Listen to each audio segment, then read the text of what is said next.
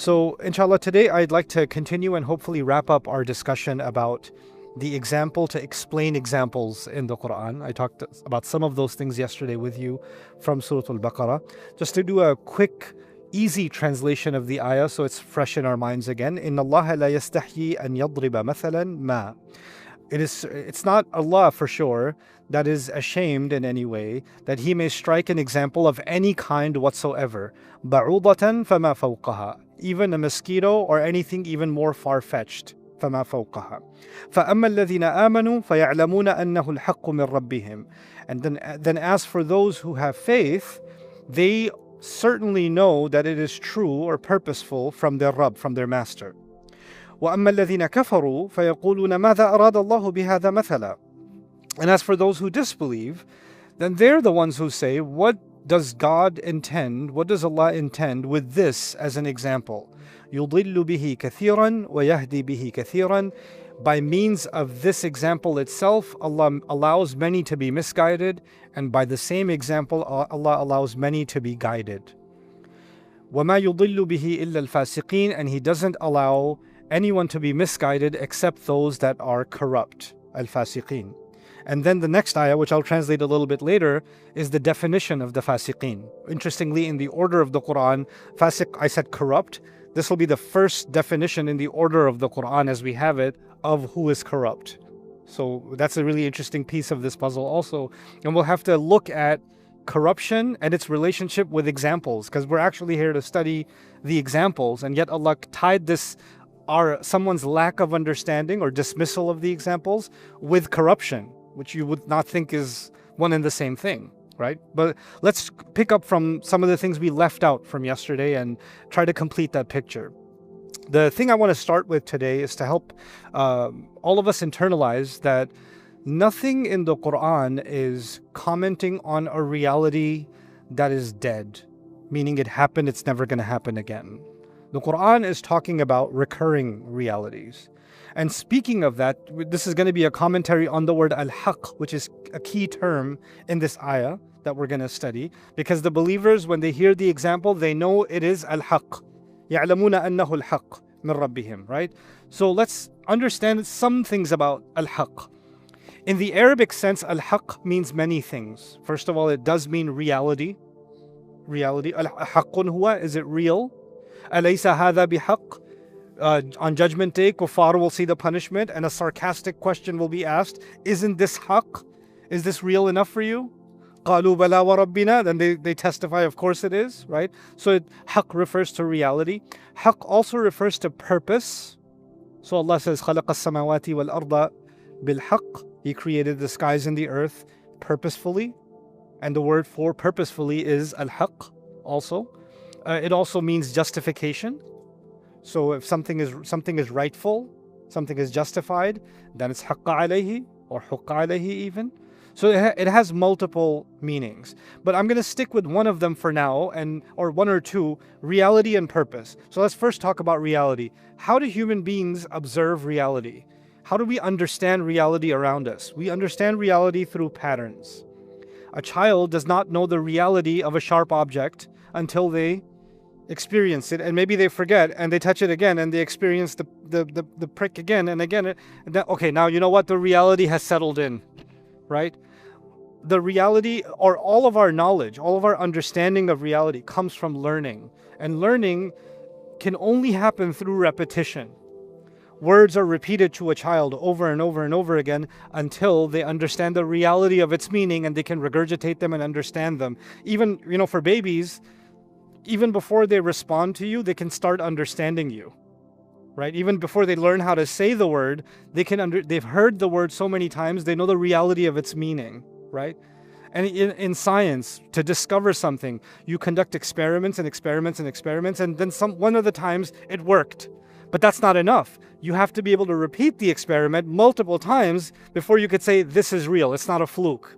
So reality comes from something that is recurring. Now, the believer hears the example and Allah says, يَعْلَمُونَ أَنَّهُ الْحَقُّ مِنْ رَبِّهِمْ. They hear the example and they immediately know that this is haqq from their Rabb. If it's reality, it means Allah is not just describing a singular incident, He's describing something that has a formula inside it, and so long as those same ingredients are applied, the same result will occur. This is a reality that is being described. So the example is not just some one interesting thing, some abstract thing, it's actually a way to understand the world. This is a larger subject. I know I don't want to get too abstract with you, but it's an important piece of understanding the Quran. The Quran isn't just talking about spiritual reality. The Quran isn't just talking about legal reality, or it isn't just talking about psychological or emotional reality. The Quran is talking about multiple dimensions of reality. Depends on where you are in the Quran. And for example, one of the aspects of reality Allah talks about that's often not understood, Allah talks about the reality of human individuals, and He also talks about the reality of human societies. Like human beings have a cycle from childhood to adolescence to teenage years to adulthood to old age, and there's a cycle, and there are certain tendencies we have at each of those stages, certain common denominators. Allah will talk about that reality. Allah will talk about the common overwhelming desires human beings have. زُيِّنَ لِلنَّاسِ حُبُّ الشَّهَوَاتِ مِنَ النِّسَاءِ وَالْبَنِينَ, etc. Right? That's at the individual level. But Allah also describes the life cycles of nations. What happens to a nation when it's at its top? What happens when it falls? There's formulae given in the Quran. And Allah is not just talking about some ancient nation that happened to. If you carefully study that, you can extract from it the formula. So the experiment is actually not the goal. The experiment is there to prove the formula. So what the Quran does is, if you contemplate, it's showing you the case study. But from the case study, you're supposed to extract the formula, and once you have the formula in your hand, now you can look at any other scenario and say, does this formula apply here? Does it apply here? Does it apply here? Right? So it's actually these sets of principles that allow you to see reality in a very different way. It gives you a set of tools that can be used over and over and over again once you have them, right? So this is actually what Al-Haqq embodies. Once you understand reality a certain way, you have a tool, you have a way by which you can see through what is real and what is fake. How to recognize an enemy, how to recognize a friend, how to recognize a nation on the rise, how to recognize a nation on the fall, etc., etc. Right? So that's فَأَمَّا الَّذِينَ آمَنُوا فَيَعْلَمُونَ أَنَّهُ الْحَقُّ مِنْ رَبِّهِمْ. Just on the reality side of things. The other piece of that is purpose. Al-Haqq also means purpose. Allah never gives an example unless it has a purpose. And He gave it in the final revelation because it will continue to have purpose until we leave this earth. In other words, no example is ever going to be irrelevant to our condition. Like, even if it's an example of a mosquito and you're like, I don't live in a tropical country and we don't have a mosquito problem. We're not in Houston. We have a much lesser mosquito problem in Dallas. So it's not that big of a deal here or whatever. No. Or I'm in Antarctica or I live in Alaska and they freeze to death over there. So we don't have a mosquito problem. It's not relevant to me. You're missing the point. The point isn't the mosquito. The point is the formula behind it. And that's going to live and that will always have a purpose. That will always have an application.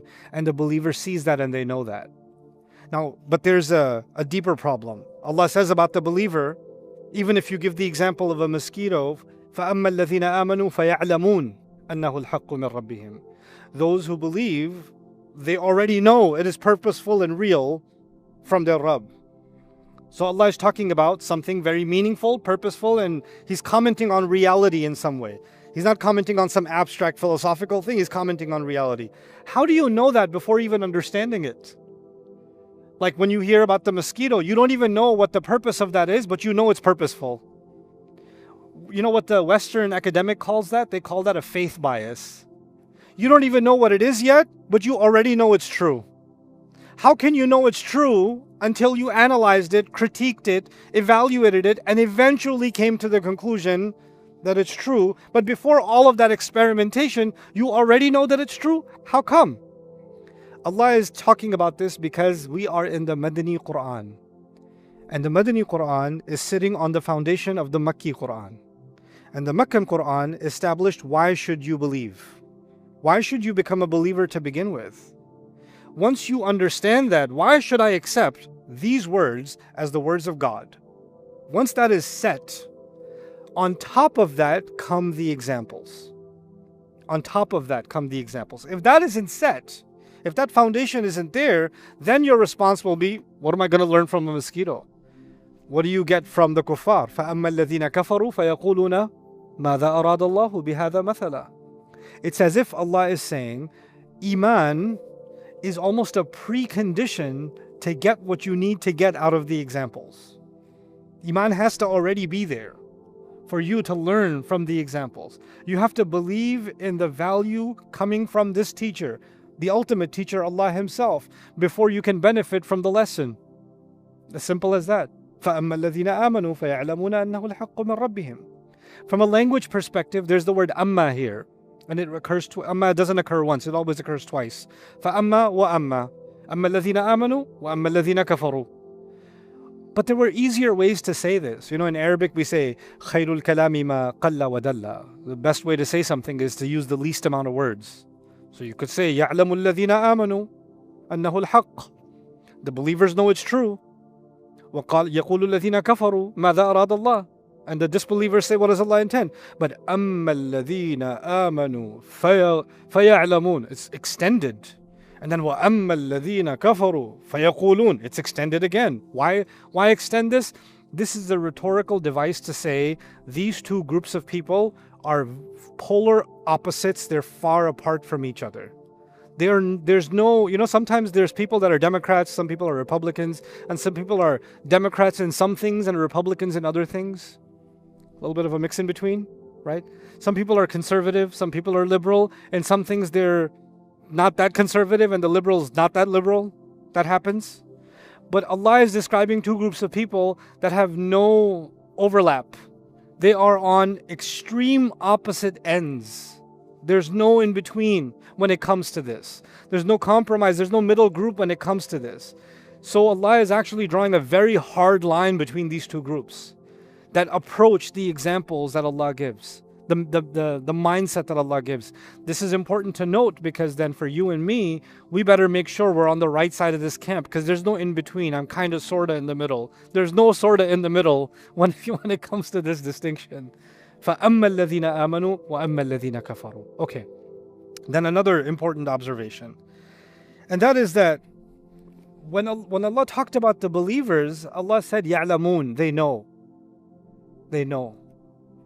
But when He talked about the disbelievers, He didn't say they know. He said they say. يَقُولُونَ. Allah could have said, when believers hear the example, they say it's the truth. And when disbelievers hear it, they say, what does Allah mean? They say. But for believers, they know. And for disbelievers, what? They say. Why? Knowing is internal, isn't it? Knowing is internal. Allah is not describing the external of the believer. Allah is describing the internal of the believer. The internal state is being highlighted.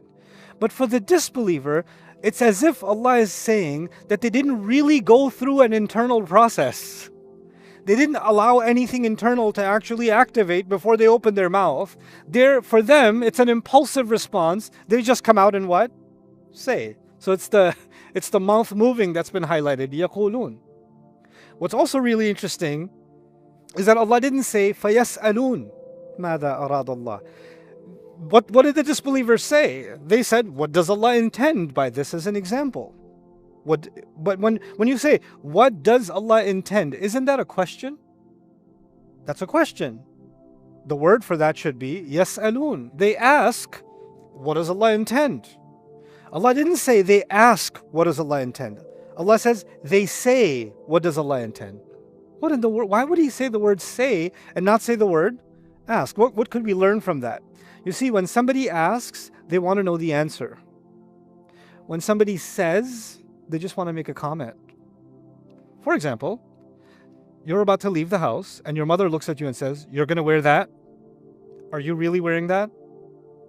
She says that. Is she asking or saying? She's not asking. She's saying, go change. You understand? When you say, even if it's a question, it's not really a question, it's sarcastic. And this is a common occurrence in the Quran. By the way, يَسْأَلُونَكَ in the Quran, يَسْأَلُونَكَ مَاذَا يُنْفِقُونَ. They ask, what should we spend? That's actually a question. قل ما أنفقتم من خير. يسألونك عن اليتامى. They ask you about the orphans. قل إصلاح لهم خير. They tell them doing good among them is a good thing. يسألونك عن الشهر الحرام قتال فيه. They ask you about the sacred months. Can we fight in it? Those are genuine questions. But then when Muslims had a tough time in Uhud and the munafiqun got caught in the crossfire, they said, يقولون هل لنا من الأمر من شيء? They said, do we have any authority also or what? Do we get a say in this or what? They were asking a question, but Allah didn't say يسألون. He said, يقول. They're saying it because it's actually not a genuine question. So it doesn't justify the use of the word يسألون. So by using the word يقولون, it's actually Allah distinguishing when is a question literally a question and when is a question rhetorically looks like a question, but it's not really a question. And that can be used for good or bad reasons. In this case, it's being used for a bad reason. Because examples are about education, let's take this into the classroom so you can understand. I've been teaching many, many years, and students of all kinds have questions. There's a student who says, Ustad, question number 5, I didn't get it. Okay, let's go over it again. Let me help you go through that again. Okay, I explained it. Another student, Ustad, I don't understand. Okay, let me explain it. Yeah, I still don't understand. What did you say? What was that? What? And I could tell from his face, he's not asking a question. He's trolling me. He's trolling me. There's a difference between the student who asks a question and the student who asks a question for other reasons than curiosity, other reasons than actually learning. You understand? Actually, questions can be a really good way of insulting someone. It's a very easy way to insult someone. Are you really saying that? Are you serious right now? You know, by the way, questions can be a way of intimidating somebody too. When Ibrahim alayhi salam said, I'm going to take revenge from your idols, you know what the people said to him? They said, are you playing? You're playing, right? Because you better be playing. Right? So they made it sound like a question. But they were actually threatening him, you better just be playing around with those words. You better not be serious. They weren't seriously asking him, are you actually playing? You understand? So when this word is used here, it's actually suggesting an attitude towards the examples. They never actually engaged with it to begin with. And Allah didn't say they say this they think, يَظُنُّونَ مَاذَا أَرَادَ اللَّهُ بِهَذَا مَثَلًا. They think, they have a thought. What does Allah mean? They don't have a thought. They come out and say it. Now the believers know it. The believers know it, which means they didn't express it. They're going through an internal thing. But when the disbeliever says it, are they the only ones who heard it? No, others heard it too. Others heard it too. And let's say, especially in this context of Surah Al-Baqarah, the disbelievers that are being kind of pinpointed are the knowledgeable members of the Jewish community in Medina. So the scholarly authorities. The scholarly authority that everybody looked at in the city as the sheikh, the alim, the mufti, the intellectual. He comes out and says, what does he mean by this example? What kind of example is this? When he says that, everybody else that looked up to him as an intellectual, what goes on in their head? Well, if he thinks it's silly, why do I have to waste my time even considering it? His review is enough for me, right? Nowadays, you guys can understand that by means of product reviews. You have some experts in tech or some experts in cars or some experts in cooking or whatever else, and you follow their channel or whatever, and he says, this product, 0.5 stars. This product, 5 stars, go get it. And you don't do fact-checking of their review. You're like, this guy said 5 stars, I'm going to get it. This guy said, don't buy it, I'm not going to buy it. You see what I'm saying? We have this inclination to hand over our opinion to the expert. So if the supposed expert comes out and says, this is a joke, this has no purpose, what possible meaning could there be? What possibly could Allah intend with an example such as this? With this as an example. And by the way, هذا مثلا is tamyiz. And if you say هذا المثل with a lam, هذا المثل, it would mean, what does Allah mean by this example? That's different. This is actually more condescending. What does Allah mean by this, of all things, as an example? As if to say, God couldn't come up with something better to give an example of than this? This is God giving an example? And he wants me to learn from this? And when an expert talks down to something like that, an authority, a social authority, an intellectual authority talks that way, then people tend to gravitate and say, okay, well, he looked down on it. How can I? By the way, another thing I need to tell you, like Allah describes, examples are a way to describe reality. And this was something happening in Medina, right? But there's something more.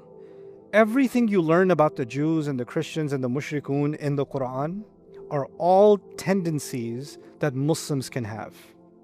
It doesn't make us Jews and Christians and mushrikeen, but we can have some Christian flavor in our behavior, some Jewish flavor in our behavior, some mushrik flavor in our behavior, while still retaining our Islam collectively, and especially in our social practices. So is it possible that some people are really enamored by a public personality, a sheikh, a da'i, a sheikha, whoever? Like, I just take knowledge from this person because when they speak, my heart feels so good. Now that expert decided to release a YouTube video against some other body or some other thing. And this guy, you know, you're like, well, I don't have to investigate that anymore because you know who spoke against the person? He's practically the Pope. He looked down upon this person. So I don't have to have an opinion anymore because the ultimate authority has already spoken. This is actually something that will commonly occur. This is something that, this resignation to authority, this appeal to authority, it's one of the logical fallacies in philosophy, right? Somebody has a certain kind of authority, now their opinion becomes a proof by itself, right? And Muslims love doing this, by the way. They say, okay, what you're saying makes sense, but you know, I heard a sheikh say one time. I was like, okay, so if you heard a sheikh say one time, but that was a really big sheikh. Okay, yes, he was.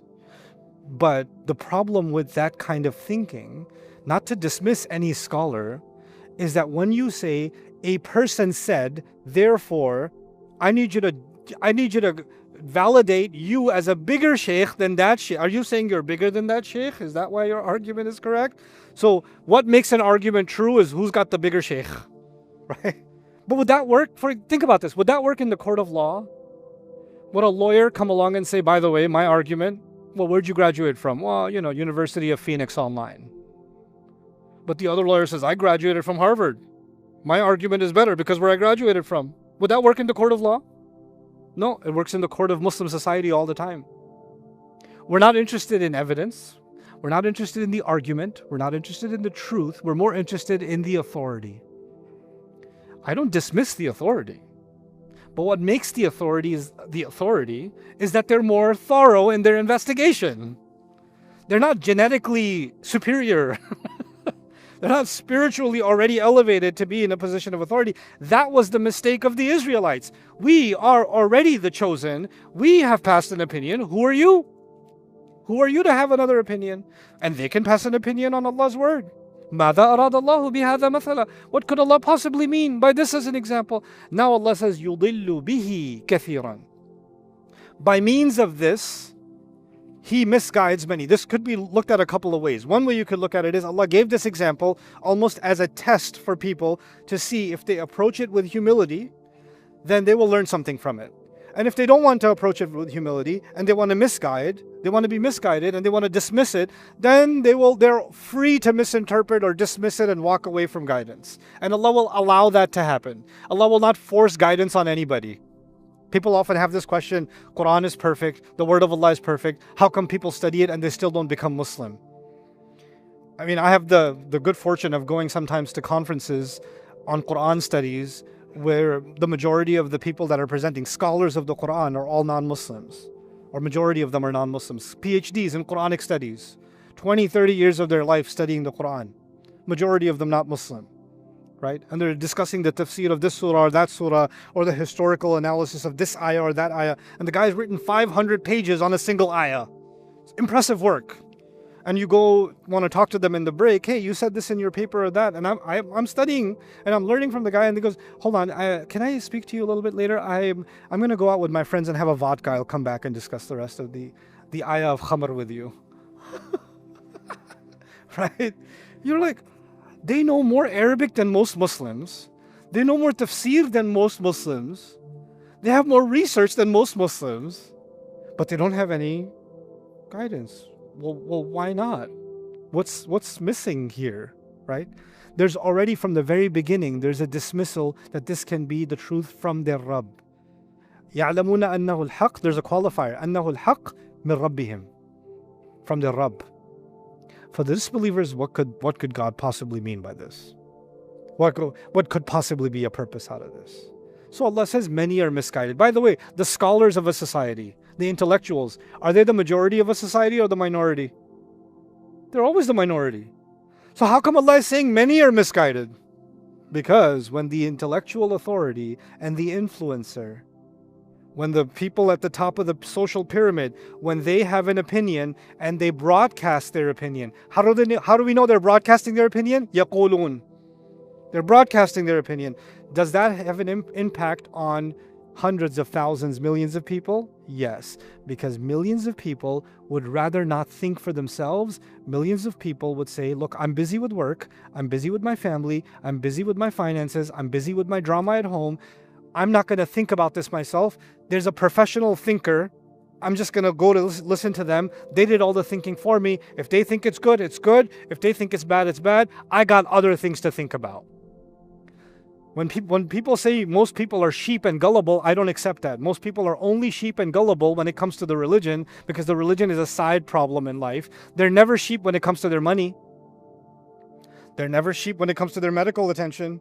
They're never sheep when it comes to a legal problem. They're never sheep in when they're deciding where to move or where to get their kids their education. Never sheep in anything else. All of a sudden they're gullible when it comes to their deen. No. It's not that. It's just that it's not important enough for you to have to think about it yourself. I would rather somebody else do the thinking. I'll just go to them and whatever they say, I'll just go with it. Who cares? Who cares? Just move on. When something really matters to you, and you really think it has to do with your well-being, your physical well-being, your financial well-being, your security, you're not just going to say, yeah, whatever. No, let me see. What am I spending money on? How much is this? Why should I get this car? Why do you want me to take this loan? Why do you want me to buy this property here? Why? You're going to ask 1,000 questions. When it comes to your deen, I heard some sheikh say it's good enough. I heard somebody say it's good enough. So that's why many get misguided. Allah is actually teaching us through this example that unless you and I learn to become thinkers, we're going to fall into the many sheep category. Allah doesn't want an ummah of sheep. Allah wants the people that think, that critically analyze. It's one of the distinguishing features of our religion. We're not blind followers. We're thinkers. لَعَلَّكُمْ تَعْقِلُونَ. So you can think for yourselves. لَعَلَّكُمْ تَتَفَكَّرُونَ. So you can deeply think. لِيَدَّبَّرُوا آيَاتِهِ. So they contemplate His ayat. Think. My goodness. Especially when it comes to examples, Allah actually emphasizes how much thought needs to be put in. How much you have to engage yourself to contemplate every single example Allah gives. As an exercise in just becoming a thinker. A believer is supposed to be a thinker. And so a believer comes to the ayah and says, it has purpose. You know what? It's not enough for them to say, it has purpose. I'm sure it has purpose. I feel good knowing there's a purpose mysteriously. I can move on. No. If it has purpose, I better find out what that purpose is. I better engage in that exploration. And that's not going to happen through, I'll turn to people who know more, but I'll do my own thinking also. On that vein, I'll tell you a true story. Recently, somebody came to me and said something really interesting, and I thought you should hear about this. It was a young lady who came up to me and she said, I really love your work, but I also hate your work. I was like, oh, that's cool. Tell me why. She goes, because I listen to you, and I learn a lot about the Quran, but the problem is then you did all the thinking for me. I didn't do any thinking. You did all the work. And so it's like, I like it, but it's not my relationship with the Quran. My relationship with the Quran is through your relationship with the Quran. I was like, you're right. You're right on the money. That is a serious problem. What's the solution? The solution is you need to study the Quran by yourself without my help. You need to read the ayat and ask your own questions and engage with the text yourself directly and document what you think it says, what you think it doesn't say, etc., etc. And then eventually listen to a lecture of mine. And even then, maybe some of your questions didn't get answered. Then also go to the tafasir, also go to other scholars, engage in an investigation. But the first step cannot be somebody else. The first step has to be you. The first step cannot be me. Maybe in the beginning, here and there. But if you really get serious, the first step has to be you. I'm just there to kind of help you along or validate some things or invalidate some things as you go, and you kind of, you come to me for a little bit of help here and there, and you end up even disagreeing with me, all good. Because we're all trying to learn. But that's supposed to be the process. And that was actually a beautiful question. I thought it was a beautiful thing. Because that's actually the intent from Allah in the institution of examples. Okay, so now let's move forward. Allah says, وَمَا يُضِلُّ بِهِ إِلَّا الْفَاسِقِينَ. But I was going to give you other examples too of يَقُولُون being sarcastic. Like يَقُولُون فَمِنْهُمْ مَنْ يَقُول أَيُّكُمْ زَادَتْهُ هَذِهِ إِيمَانًا. Among them is those who say, who of you heard this and their iman increased? Who of you, through this verse, their faith enhanced? They're not really asking a question, they're making a sarcastic comment. So that يَقُول is in that vein, right? Okay. Now, Allah says, وَيَهْدِي بِهِ كَثِيرًا. He guides many with it. Who did He mention first? Those He allows to be misguided. He's given this book as guidance, but a misuse of this book, and you are free to be misguided. And what's the only difference? Mindset. It's the only humility. Humility to the word, or a pompous rejection of the word. That's the only difference. And then He says, now, as I read this ayah, I start getting nervous. Well, if Allah allows many people to be misguided with the Quran, then how do I know I'm not one of them? And then He says He guides many also with it, but how do I know if I'm going to be in the right camp? In fact, in many Muslim countries, where I come from in Pakistan, neighboring country, huge population in India, in Bangladesh, in Nepal, many of these South Asian countries, we learn growing up, don't read the Quran yourself. You're going to get misguided. You need to master usul al-fiqh, sharia, aqidah, usul. There's a long list of ulum before you even open a page of the Quran. Other than that, just recite it for barakah, right? That's what you learn, right? And otherwise, you're going to be misguided. And when you read that, you're like, oh, you're reading Quran by yourself, you're going to be misguided. You're going to be misguided. When the Quran came, even the jinns were commenting on the Quran without getting an ijazah in fiqh. In the Quran. Right? And the Quran is telling us about young men who didn't have any prophet, who just said there's a single God, and they ran off into a cave, and they're heroes in the Quran with no ijazat. Right? But now we have to go through 18 filters before we even open the book. That's the new standard, right? So we misinform the public to say, don't engage with the Quran, you're going to be misguided. No, you will be misguided if you come to it with the wrong attitude. With the wrong attitude. I should come to the book with humility, looking for answers. And when I get questions, I should go to those who know more than me and seek their help, and continue to seek their help, but still continue to ask questions. That's what's supposed to happen. That's how I'll know I'm not falling in the first category. But then there's another safety filter in this ayah. Allah says, وَمَا يُضِلُّ بِهِ إِلَّا الْفَاسِقِينَ. Just when I was wondering, He allows many to be misguided, many to be guided. Allah says, and by the way, He does not allow anybody to be misguided by these examples, except those that are fasiqeen, the corrupt. The corrupt. Now, this is really cool. I've said this enough times, but I don't get tired of saying it. There's two versions of the word corrupt in Arabic. Fasid with a dal, and fasiq with a qaf. And the fasiq with a qaf, fasaqa, is actually used for when the goo on the inside of a fruit, kharajat min qishriha, when it comes out from the shell. So if an apple is bad, but it looks good, but only when you open it, you find it's rotten on the inside, it's fasid with a dal. But if you look at the apple, it's already gooey. It's got the brown spot on it, you can stick your finger in it. That's fasiq. That's fasiq. So fasiq actually means a corrupt person whose corruption is no longer hidden. It's actually come out. It's exposed. A fasid could be a person who's corrupt, but their corruption is not very well known. It's embedded. It's hidden. That's the difference between fasiq and fasid. By the way, for food also, you can say ta'amun fasid and ta'amun fasiq. Labanun fasid, labanun fasiq. If the milk is fasid, it looks good, and then you drink it and you find out. But if the laban is fasiq, it's turned green already. So you already know, inna lillahi wa inna ilayhi raji'un. Right? Okay? That would be fasiq and fasid. Allah says the only people who Allah allows to be misguided, even though they're engaging with the examples, are the fasiqeen. And so Allah is taking us in a very different direction. This is going to take about 10 minutes for me to explain, no longer, and I'll call it a night. But please pay attention to this. Usually, when you don't understand something, you are missing something called prerequisites. If you don't understand multiplication, maybe you don't understand some basic mathematics. So if you go back to the basics and build back again, and then you'll be able to understand multiplication. And maybe you need multiplication first before you can get into division, etc., etc. So you need prerequisites. If you're having a hard time with accounting 301, maybe you should have paid more attention in accounting 201 before you jumped into accounting 301. Make sense? Right? So when you don't understand something, or you're lost engaging with something, usually the problem is an intellectual deficiency, a knowledge deficiency. The Quran is pointing out that people are not able to get guidance from these ayat, but He's not saying the problem is a knowledge deficiency.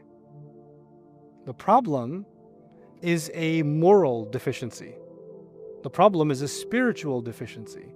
The problem is a character deficiency, not an intellectual deficiency. Why did Allah say that? Allah was talking to ulama of Bani Israel who have zero knowledge deficiency. In fact, they were extremely intellectual.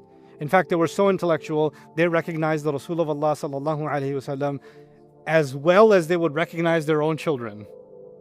كَمَا يَعْرِفُونَ أَبْنَاءَهُمْ. They recognize. Knowledge was not the problem. Something else is the problem.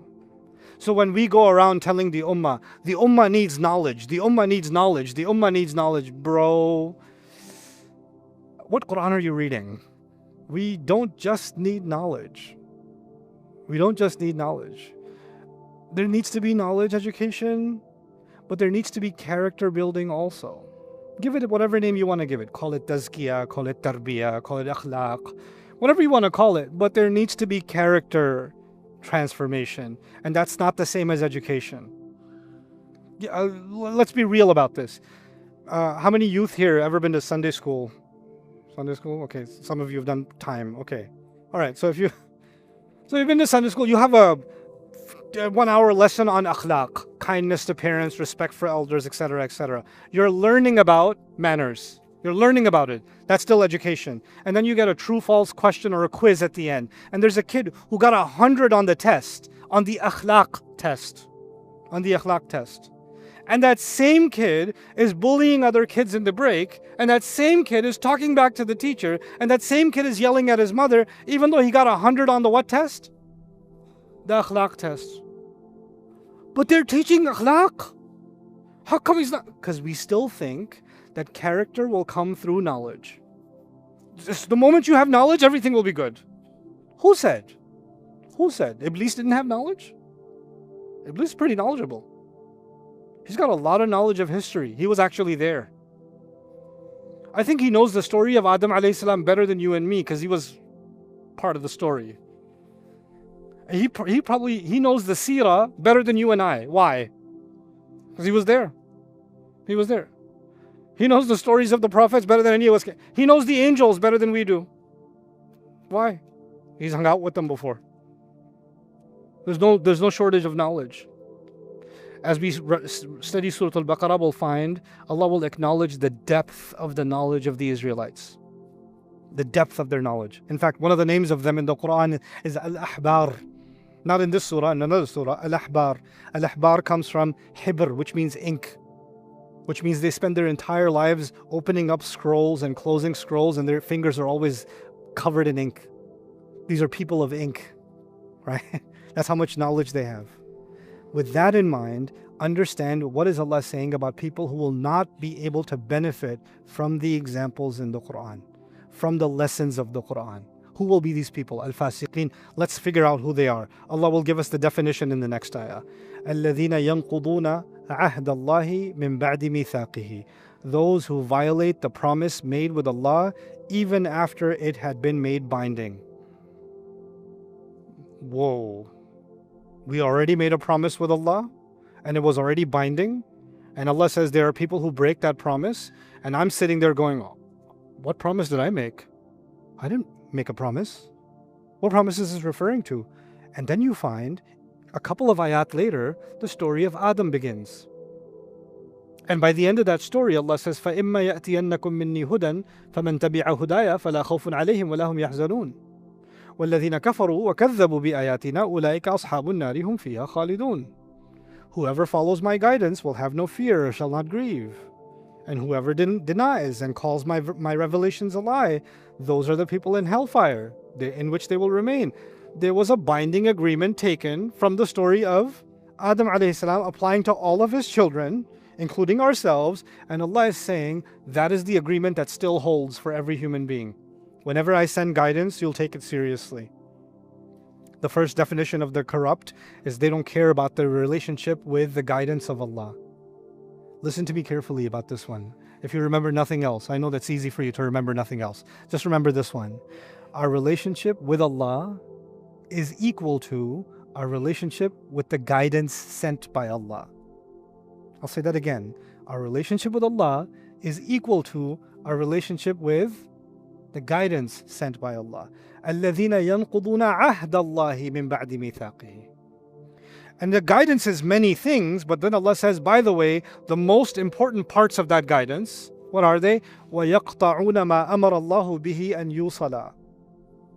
They cut what Allah commands to keep joined. Very simple. Who will not benefit from the examples? People who cut what Allah commanded to keep joined. First of all, cutting the example from its purpose. Allah commanded it to be joined. Cutting the ayat from the surah to which they belong. Allah kept that to be joined.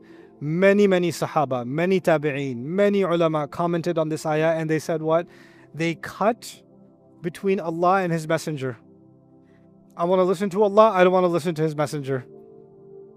Others said, and this is a very common understanding of this ayah, it's reinforced by other places in the Quran, they cut family relations.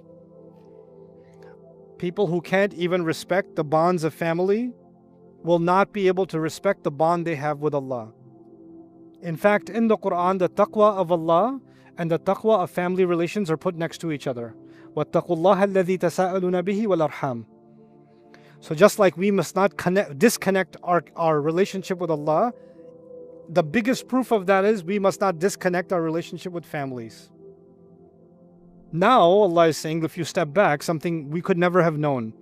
We cannot understand the ayat of the Quran, the examples sent by Allah, if we don't honor the rights that are made by Allah within our families.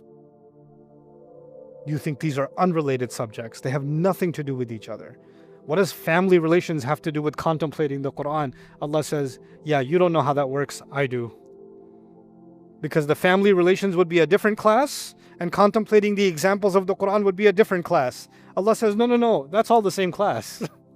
You don't have the brain capacity to know that these two things go together. The only one who could have told you that these two things have an integral relationship with each other is Allah. وَيُعَلِّمُكُم مَا لَمْ تَكُونُوا تَعْلَمُونَ. He teaches you what you couldn't have known yourselves. We only know how to make logical connections between things from the way we can see them. But Allah knows about connections between things that we cannot perceive.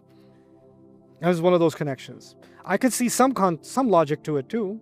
Allahu A'lam, the complete wisdom. But some logic makes total sense. If someone doesn't even abide by the closest relationships they have that Allah put in their fitrah, they don't honor their mother, their father, they don't give the rights of their children, they have no rahmah in them. You know how the Rasul says, "Man la yarham la yurham," the one who doesn't show rahmah will not be shown rahmah, right? If they're not If they're that kind of person, that means they're not grateful for the closest blessings they have, their own family. If a person can't even be grateful for the seen, how will they ever be grateful and humble to the unseen? That's impossible. This is why Allah put worship of Allah right next to goodness to parents. Because if you can't even be good to your parents, how are you gonna, they're the ones who raised you and you can't even show them humility. How are you going to show humility to the Rabb who you can't even see? That doesn't make any sense. So Allah says, وَيَقْطَعُونَ مَا أَمَرَ اللَّهُ بِهِ أَن يُوصَلَ وَيُفْسِدُونَ فِي الْأَرْضِ. And they'll cause corruption in the land. These are the people. Now we get to the last part of this introduction. And that is that when people don't engage with these examples and they don't understand reality for what it is, then they will end up, the kind of people they are, not only do they violate family, they create corruption in the world. Take 2 minutes to contemplate that. When people break families, when children are not taken care of, for example, when fathers abandon their children, for example, when parents don't do their responsibility raising their children, when husbands violate the rights of the wife, when wife violates the rights of the husband, what happens to the next generation? What happens in societies where there's a huge number of, for example, single moms and the dads have disappeared into the universe? What happens within a decade to those 5-year-olds that are now 15 years old? Drugs, alcohol, prostitution, gang-related crime. Does corruption increase in the world because families are breaking down?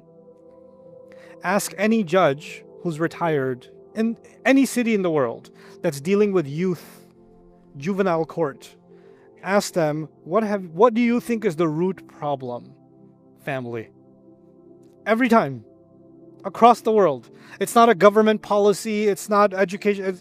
The real problem in the corruption of society is what? Family. وَيَقْطَعُونَ مَا أَمَرَ اللَّهُ بِهِ أَن يُوصَلَ وَيُفْسِدُونَ فِي الْأَرْضِ. In 2 phrases, Allah described an economic reality, a social reality, a political reality that plagues the entire world. How many billions of dollars are spent fighting drugs, alcohol addiction, teen suicides, all kinds of problems among the young generation that is susceptible to crime and to create problems in the world, and all coming from just one little وَيَقْطَعُونَ مَا أَمَرَ اللَّهُ بِهِ أَن يُوصَلَ وَيُفْسِدُونَ فِي الْأَرْضِ. And then Allah says about, in the end, أُولَٰئِكَ هُمُ الْخَاسِرُونَ. So amazing that Allah said, those are the ultimate losers. Keep the word losers in mind, because right after is the story of Adam alayhi salam, and he's begging Allah, رَبَّنَا ظَلَمْنَا أَنفُسَنَا وَإِن لَمْ تَغْفِرْ لَنَا وَتَرْحَمْنَا لَنَكُونَنَّ مِنَ الْخَاسِرِينَ. He's going to say that in Surah Al-A'raf. Right? SubhanAllah. Like, he's setting the ground, he's laying the groundwork for what's coming in the story of humanity in these ayat. So having laid this introduction for what makes these stories so incredible, or these examples so incredible,